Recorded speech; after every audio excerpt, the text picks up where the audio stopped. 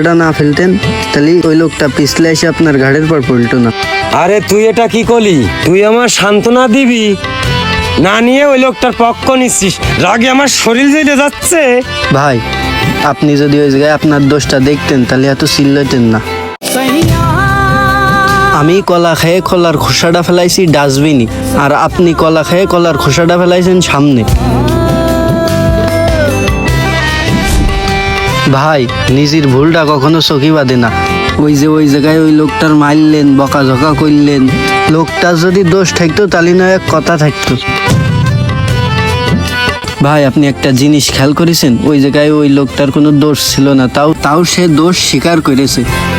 ওই জায়গায় যদি আপনি থাকতেন ঠিকই এর জবাব দিতেন। ভাই আপনার দোষটা ঢাকার জন্য ওই জায়গায় ওই লোকটার দোষ দেখলাম, এখন নিজেরই অপরাধী মনে আসছে। ভাই আমরা বাঁচবো আর কয়দিন, মরার আগে কারোর অভিশাপ নিয়ে যেন না মরি। বৃষ্টি আসতেছে, চলেন হেনে না দাঁড়ায় ওই লোকটার কাছে মাপ চাই আসি। চল ভাই, ভুলটা আমার ছিল, তুমি আমারে মাফ করে দাও ভাই। আরে ভাই এখানে ক্ষমা চাওয়ার কি আছে? আপনি তো আমার বড়, আপনি আপনার ভুল বুঝতে পারছেন, এটাই অনেক বড়।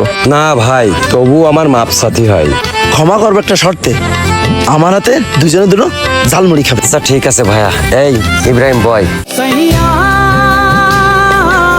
এই নেন ভাই আপনাদের ঝালমুড়ি।